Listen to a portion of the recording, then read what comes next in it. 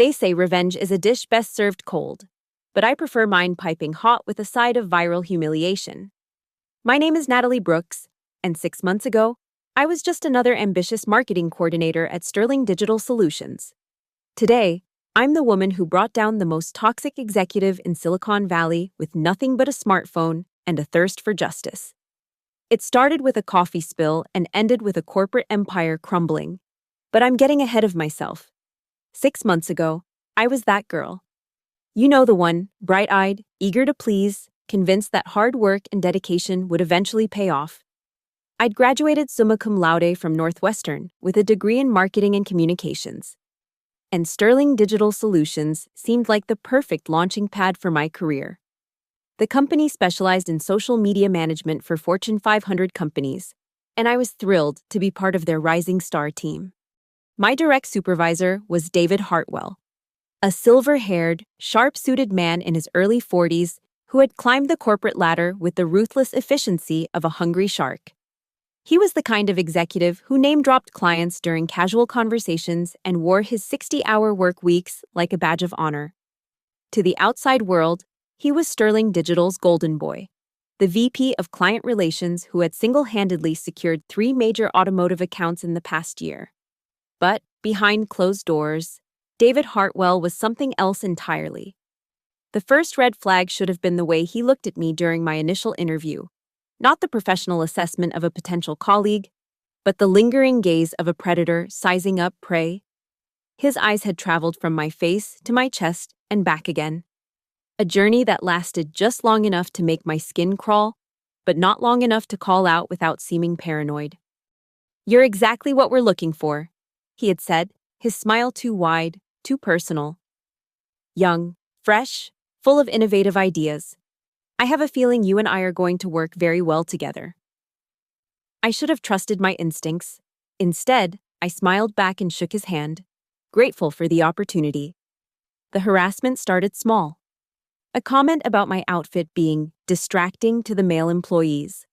A hand that lingered too long on my shoulder during a presentation review. Invitations to working dinners that always seemed to involve wine and dimly lit restaurants. Each incident was carefully calculated to exist in that gray area between inappropriate and actionable. Too subtle to report, too persistent to ignore. But David was clever. He never crossed the line in front of witnesses. In meetings with other executives, he was the picture of professionalism.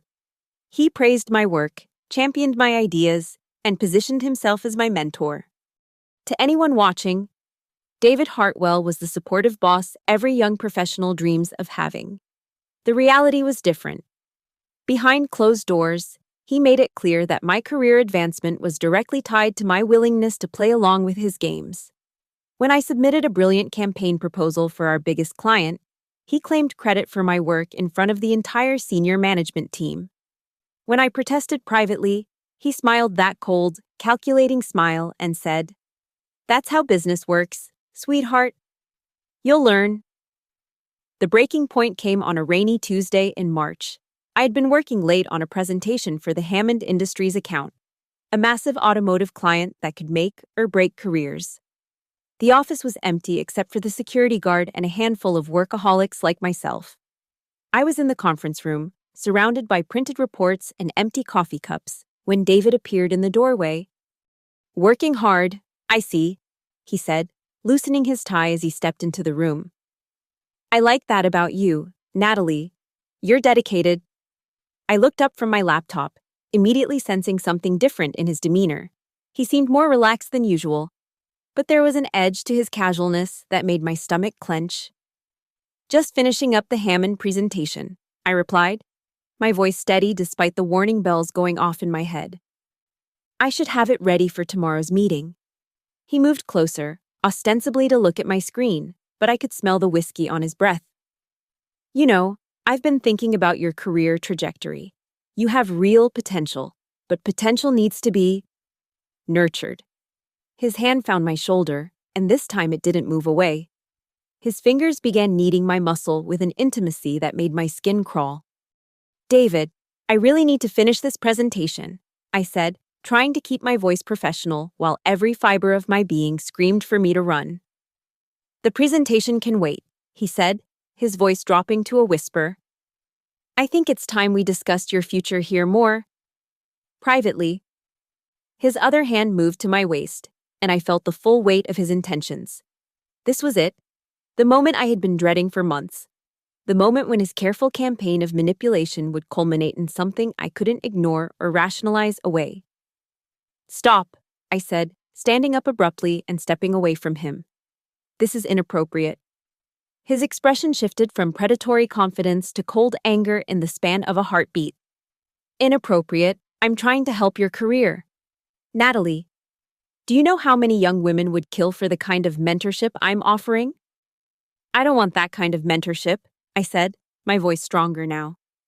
I want to succeed based on my work, not on whether I'm willing to sleep with my boss. The words hung in the air between us like a gauntlet thrown down. For a moment, I thought he might apologize, might realize he had crossed a line. Instead, he smiled that cold smile and straightened his tie. I see, he said. Well, I suppose we'll have to discuss your performance review in a different context. I hope you're prepared for some constructive feedback about your attitude. He left the conference room without another word, but his message was clear: play along, or face the consequences. The next morning, I found my desk cleared out, not fired, officially. That would have been too obvious. Instead, I had been reassigned to a project that didn't exist, reporting to a supervisor who had no idea I was supposed to be working for him. My access to the Hammond Industries account had been revoked, and the presentation I had spent weeks perfecting was now being delivered by David himself. I watched from my new desk in the corner, a desk that had clearly been pulled from storage and squeezed into a space barely large enough for it, as David presented my ideas to the Hammond executives. He was brilliant, I had to admit. Every slide, every talking point, every innovative strategy was delivered with the confidence of someone who had conceived it all himself. The presentation was a massive success. Hammond Industries signed a 3-year contract worth $12 million, and David Hartwell became the hero of Sterling Digital Solutions. At the celebration party that evening, I watched as he accepted congratulations and praise for his groundbreaking work. That night, I sat in my studio apartment with a glass of wine and a decision to make. I could file a complaint with HR, but David was too smart to have left any real evidence. I could quit and find another job, but he had made it clear that he would poison any potential references. Or I could fight back. I chose the third option. The first thing I did was create a new Instagram account, not under my real name. Of course, I wasn't stupid. I chose the handle, a corporate whistleblower, and began documenting everything. Every inappropriate comment, every stolen idea, every manipulation tactic. I wrote it all down with the precision of a lawyer building a case. But documentation wasn't enough. I needed proof, and David was too careful to provide it through normal channels. That's when I remembered something from my communications classes. People reveal their true selves when they think they're anonymous. I created a fake LinkedIn profile for a fictional marketing consultant named Isabella Martinez. Young, attractive, with just enough experience to be interesting, but not enough to be threatening. I spent hours crafting her background, creating a portfolio of fake work samples, and building a network of fabricated connections. Then I reached out to David. The response was immediate and predictable. Within hours of Isabella's connection request, David had sent a message expressing his interest in discussing potential opportunities. A week later, they were exchanging flirtatious messages about collaborating on a project. Within 2 weeks, David was suggesting they meet for drinks to explore their professional chemistry. I documented everything: screenshots, saved conversations, recorded phone calls, all carefully preserved and backed up in multiple locations. David's messages to Isabella were a masterclass in corporate sexual harassment, complete with inappropriate comments about her appearance and thinly veiled suggestions about how she could advance her career through personal favors. But I wanted more than just evidence of his harassment. I wanted to expose the full extent of his professional corruption. That's when I remembered something else from my time at Sterling Digital. David had a weakness for bragging, especially to attractive women who seemed impressed by his success. In his messages to Isabella, He couldn't resist sharing insider information about upcoming client acquisitions, confidential financial data, and even details about how he had eliminated competition for promotions. The breakthrough came when he mentioned the Hammond Industries account. In a message clearly intended to impress Isabella with his business acumen, he detailed exactly how he had stolen my presentation and presented it as his own work. He even joked about how I had been too naive to protect my ideas properly. I had him. But I wasn't ready to spring my trap yet. I needed the timing to be perfect, and I needed to maximize the impact. That's when I remembered something from my Northwestern communications courses. In the digital age, context is everything. I began researching Sterling Digital's upcoming corporate events. There was a major industry conference in 2 months where David was scheduled to give a keynote speech about innovative leadership in the digital age. The irony was too perfect to ignore. I spent the next 8 weeks building my case and planning my attack. I created a comprehensive dossier of David's misconduct, complete with screenshots, recordings, and detailed timelines. I researched the employment histories of other women who had worked under David, reaching out through carefully crafted messages to gather their stories. The response was overwhelming.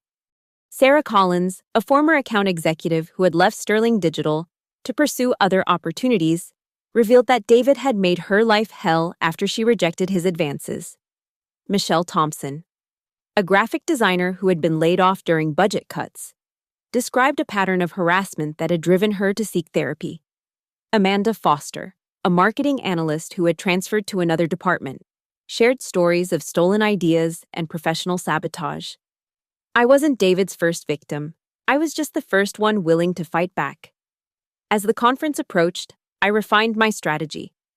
A simple exposure wouldn't be enough. David was too well connected, too skilled at damage control. I needed to destroy his credibility so thoroughly that no amount of spin could save him. The night before the conference, I made my move.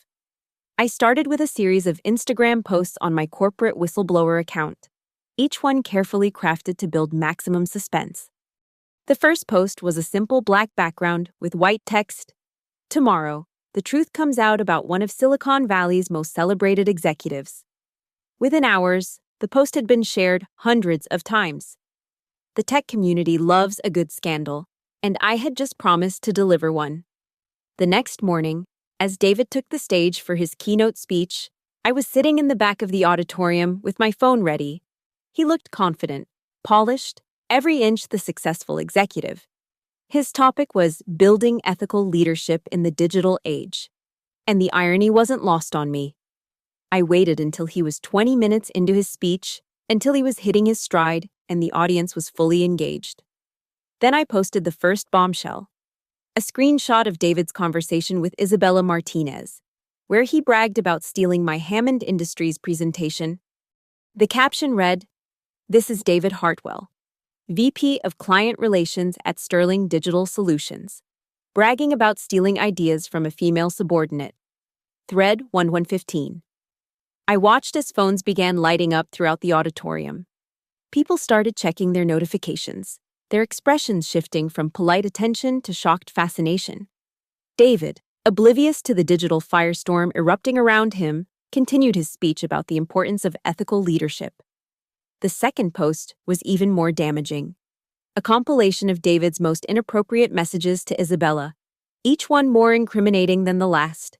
Comments about her appearance, suggestions about private meetings, and explicit descriptions of how she could advance her career through personal favors. By the time I posted the third installment, testimony from Sarah, Michelle, and Amanda about their experiences with David, the damage was irreversible. The hashtag #yours David Hartwell was trending on Twitter, and the story was being picked up by major tech blogs. David finished his speech to lukewarm applause, completely unaware that his career was collapsing in real time. It wasn't until he stepped off the stage and checked his phone that he realized what was happening. I watched from across the room as the color drained from his face. His hands shook as he scrolled through the posts, each one a nail in the coffin of his professional reputation. His phone began ringing, reporters, colleagues, probably his wife. But I wasn't done yet.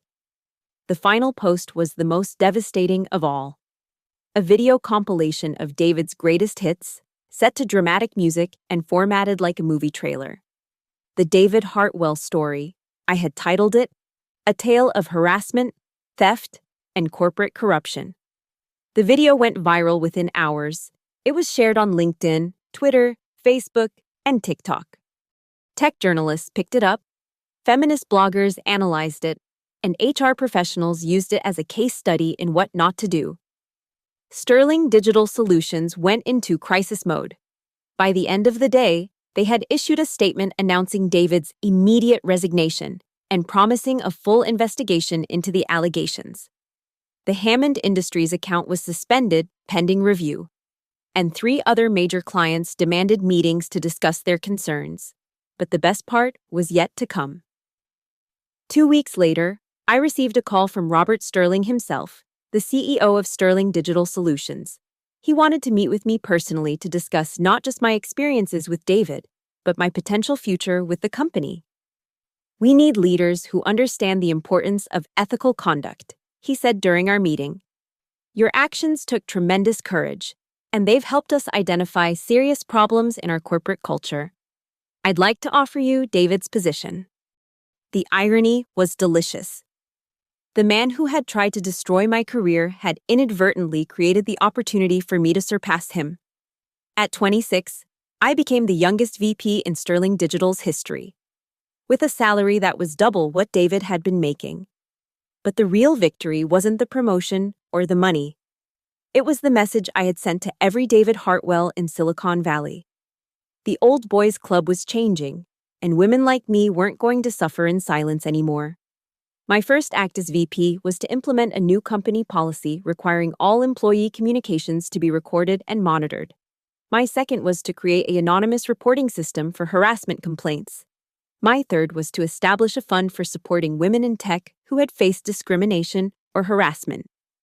The corporate whistleblower account became a platform for exposing toxic workplace behavior across the tech industry. I received dozens of messages from women sharing their stories, and I used my growing influence to amplify their voices. David, meanwhile, disappeared from the industry entirely. His wife divorced him, his professional network abandoned him, and his reputation was so thoroughly destroyed that he couldn't find work even at startups, desperate for experienced leadership. I heard through the grapevine that he was working as a sales representative for a small insurance company in Toledo, Ohio. The man who had once commanded million-dollar budgets and rubbed shoulders with Fortune 500 executives was now cold-calling potential customers from a cubicle farm. 6 months later, I was featured on the cover of Forbes magazine as one of their 30 under 30 rising stars in technology. The article praised my innovative approach to corporate accountability and my role in bringing about industry-wide changes in how companies handle harassment complaints. As I sat in my corner office, the same office that had once belonged to David Hartwell, I reflected on the journey that had brought me here. The harassment, the stolen ideas, the professional sabotage had all been real.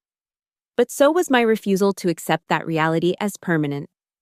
The social media age had given people like David new ways to abuse their power, but it had also given people like me new ways to fight back. A single smartphone and a willingness to speak truth to power had been more effective than any traditional complaint process. I kept the corporate whistleblower account active, using it to highlight both positive and negative examples of corporate leadership. It became a force for accountability in an industry that had too often operated without consequences. The Hammond Industries account, which David had stolen from me, became one of my greatest successes as VP. The client was impressed by my innovative approach and my personal attention to their needs. The campaign I had originally developed, the one David had claimed credit for, evolved into a comprehensive digital strategy that increased their sales by 30% in the first quarter. But perhaps the most satisfying moment came a year later, when I received an email from a young woman named Jennifer Walsh. She was a marketing coordinator at a competing firm, and she had been experiencing harassment from her supervisor. She had seen my story and wanted advice on how to document and expose the behavior. I spent 3 hours on the phone with Jennifer, walking her through the process of gathering evidence, building a case, and timing her revelation for maximum impact. 2 months later, her supervisor was fired, and she was promoted to his position. That's when I realized that my revenge against David Hartwell had become something much bigger. It had become a movement. The old system had protected men like David because it relied on victims to fight battles they couldn't win. But the new system, the digital, connected, social media-driven system, leveled the playing field. A single person with a smartphone and a story could bring down executives who had seemed untouchable. I had started with a simple desire for revenge, but I had ended up creating a model for systemic change. The David Hartwells of the world were no longer safe in their corner offices, protected by their old boys' networks and their careful manipulation of traditional power structures. The game had changed, and I had changed it. As I finish writing this story, I'm preparing for another keynote speech, this time at a women's leadership conference in Chicago. My topic is Turning Harassment into Empowerment: How Social Media Can Level the Corporate Playing Field. In the audience will be hundreds of women who have faced their own David Hartwells, and I'll share with them the lessons I learned during my journey from victim to victor. The most important lesson is this: revenge isn't just about getting back at the people who hurt you. It's about making sure they can never hurt anyone else the same way. David Hartwell thought he was untouchable. He thought his position, his connections, and his careful manipulation of the system would protect him from consequences. He was wrong. I had been underestimated my entire career, first by professors who saw me as just another pretty face in their communications classes, then by colleagues who viewed me as competition to be eliminated, and finally by David himself, who saw me as an easy target for his predatory behavior. But being underestimated turned out to be my greatest advantage. No one saw me coming until it was too late to stop me. The social media influencer's revenge was complete, but more importantly, it was contagious. Across Silicon Valley and beyond, women were standing up to their own David Hartwells.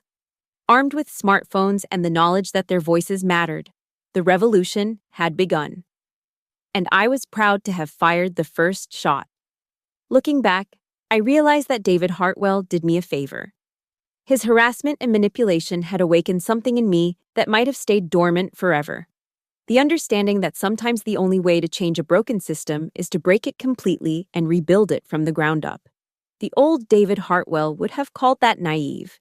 The new Natalie Brooks called it justice. And justice, as it turns out, is a dish best served viral.